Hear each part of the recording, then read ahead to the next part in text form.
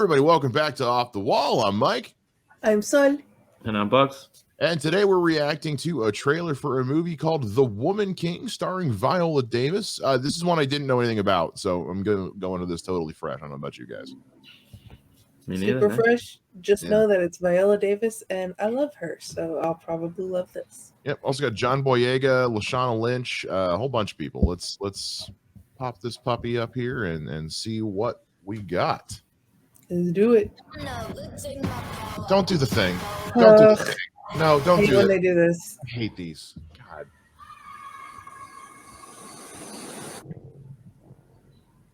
An evil is coming that threatens our kingdom. There he is. It's Finn. Freedom. Yep. Traitor. But we have a weapon. Is this going to be another like colonization story, but except they lose? Because I'm here for that. Maybe. Yeah. Oh, okay. Yeah, that's what it looks like. Kill the white people.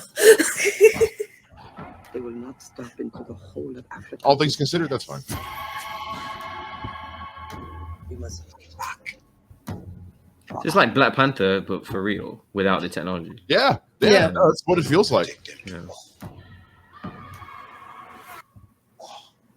Some things are worth fighting for.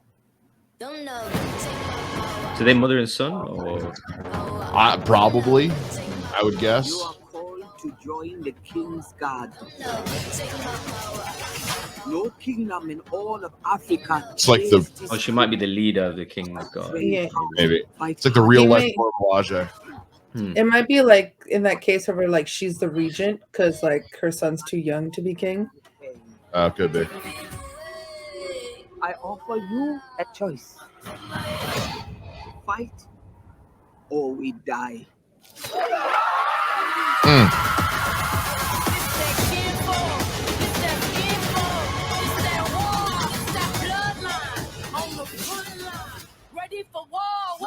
It's like the Dora Milaje. Mm-hmm. To be a warrior, you must kill your tears. We are the spear of victory. Just kick. We are the blade of freedom. This looks so We cool. are the Hornet.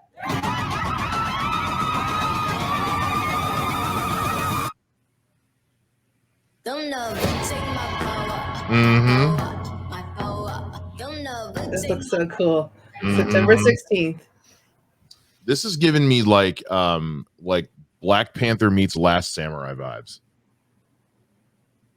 Like, I mean that in a good way. Like that whole last final battle sequence in Last Samurai, where it's the samurai taking on the westernized Chinese army, Japanese army. Good Lord, Mike. Yeah, no, this looks really cool. Sol, what do you think? Yeah, I'm down. I'm in. I don't need to see anymore. Like, I'm buying a ticket right now. That looks so cool. I'm here for it. Bogz? I'm not sure. I'm really not sure. Yeah, it seems like it's a true story. Apparently, this Dahomey. I have no knowledge of it. A kingdom of Dahomey. That's apparently there were a kingdom in Africa or something that stood up to British and colonizers and stuff. But I don't know. Just these. I see it really consistently a lot now, where we get these. Dura Milaje type people, just like are they supposed to be killing or like killing all these guys with weapons? I don't know, just the believability of it. She seems a little bit superhero-ish. I don't know. It doesn't seem like the most realistic thing I've ever seen, but yeah, a mix with like a modern soundtrack. I mean, you got to be really, really careful with that kind of stuff, like to get it right. Like something like Django did fantastically. I'm not sure how just believable it is, and I don't know. It didn't totally sell me on the trailer, to be honest. But yeah, unfortunately. The music, I think, is the one thing where I'm a little scratching my head, because at first it was just the drum. It was just like that tribal drum beat. I was like, it's because we saw the same thing happen with when Assassin's Creed came out, where suddenly it went from epic score to, I think it was a Kanye West song, and then when Star Trek Beyond was coming out, everything was Beastie Boys, and it's like I'm one of those guys. I like the music to fit what I'm watching a little bit. You know, one of the things I don't like about A Knight's Tale is the fact that it's a lot of modern pop music, but it's a movie that takes place in medieval times. It takes me out of it. So I'm definitely with you there. I do want to see one more trailer. I know Soul says she doesn't see. I do kind of want to see one more trailer that's a bit more story focused. But again, since this is based on a true story, maybe I just need to go to Google. I don't know. But I don't know how much. I don't know how many creative liberties are taken with this. It's a story I'm not as familiar with. So, and speaking to the music aspect, like how many times has there been trailers where like they're putting in a piece of music that's not actually in the movie, where or even like going back to Black Panther, they have a great Black Panther soundtrack with like a whole bunch of like rap artists that from the US and Africa who are on it, that music is not really featured in the movie, or it's only the backgrounds of those songs being featured in the movie, but like the actual like rapping and like lyrics are more in the soundtrack that they made that is separate from the movie. So I hope for that it would be kind of like that for this movie, where maybe this is just for the trailer or just for like a separate soundtrack, but it's not really what's going to be featured in the movie. Yeah, if I hear The Weeknd in the next trailer, no, I'm not watching the movie. Sorry. But what I'll say is that, you know,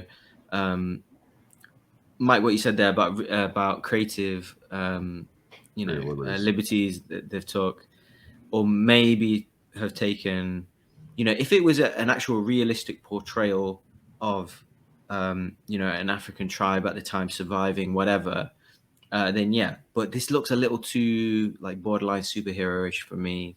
A little too much fantasy-esque for me personally. Like, you know, I've seen few too many of these. And yeah, and all the white guys are going to be the evil guys, and all the it's white guys as well. So it's guys and white people that are all evil, and they're the minorities, and they're women, they're the heroes. Like I could just see it, and it's not the most complex storyline for me, to be honest. From what I've seen from the trailer, anyway. I could be totally wrong. Could be a great movie, who knows? But I'm not totally sold on that. I'll be honest. No, it's definitely everything you're saying is absolutely valid. I mean, it's a lot to take in. It does seem like it's, you know, we've seen this in the past with like Greatest Showman, for example. Like, let's take this story about a guy and a thing he did and try to put the most heroic / positive spin on it that we can, because P.T. Barnum was not a great dude. He was a terrible human being. But if you just bullet point his story, like there's a way to tell that where he comes, and it could be the same thing where it's like, for all we know, this story in real life has a very tragic ending, and they're trying to spin it to where, you know, it comes across like things weren't as dire. I really don't know. It's hard to tell, again, because I don't know the original story, so I'll probably have to do some research on this and read up on it. But yeah. Hey, Mike, we switch places. Now I'm the one that's like, I'm in for it. You're in the middle. I mean, like just from the standpoint of just being like what looks to be like a historical action movie. Like, yeah, it was cool. It was cool. I'm into that. From a story standpoint, though, not knowing a whole lot and just kind of looking at it, it's like, where are we going with this? And yeah, like everything Bogz brings up makes absolute sense. It's definitely worth, I think, looking a bit more into. You know, as a standalone, from a standalone movie aspect, okay, looks neat, looks cool. From knowing that it's based on a true story, though, how far are we really? How much belief am I going to have to suspend with this? Yeah, I've just had a quick look at the director as well. She's not done anything significant or of note. She did seemingly a lot of TV work. The writer as well also hasn't done really anything significant. I think about 20 years ago she wrote For the Love of the Game and City of Angels, so quite popular movies at the time. But since then, nothing really. And I've noticed really, as of late, the last kind of 5 or 10 years, you know, if they haven't got reliable body of work as of recent, it seems like, you know, the corporations get their hands on and the studios get their hands on the product and kind of relay and deliver their messages and things like that in the story. So if people, you know, don't have the kind of stellar, unfortunately, you know, if they don't have like really strong filmographies, they seem to have less control. So that's another thing as well. I can see that as like, yeah, if you are a fledgling director, you don't want to get on anyone's bad side or get blacklisted. But I am completely blanking on the director of Black Panther. What's his name? Ryan Coogler. His first movie was Fruitvale Station. He's only had 3 movies out, and they've all been amazing. And I would trust him with any like thing that going forward. So he's like, to counter argue that, he's someone that does not have an extensive filmography, but yet I trust, from Fruitvale Station, Creed, and then Black Panther. So looking that was a long time ago. Yeah. Looking at the director, Gina Price Bythewood, like her movies that she's done haven't been like huge, but of the ones that she's done prior to this, The Old Guard, Beyond the Light, Secret Life of Bees, and Love and Baseball, all of them have been very well received critically and by audiences. The only one that wasn't was Secret Life of Bees. It's sitting at like a 59% on Rotten Tomatoes. All the rest of hers have like 80. That one's very female centric too. Secret Life of Bees. But looking at the writer, Dana Stevens, what's really sticking out for me is that she was a writer on The World Is Not Enough, which is probably one of the worst James Bond movies ever made. I didn't mind it. I hate that movie so much. So she's written some other stuff that's been pretty good, but The World Is Not Enough is really bad. In my opinion. Let's wait to see this movie, if it ends up being good or not. It looks cool. At least like by the action standpoint, it looks really, really cool.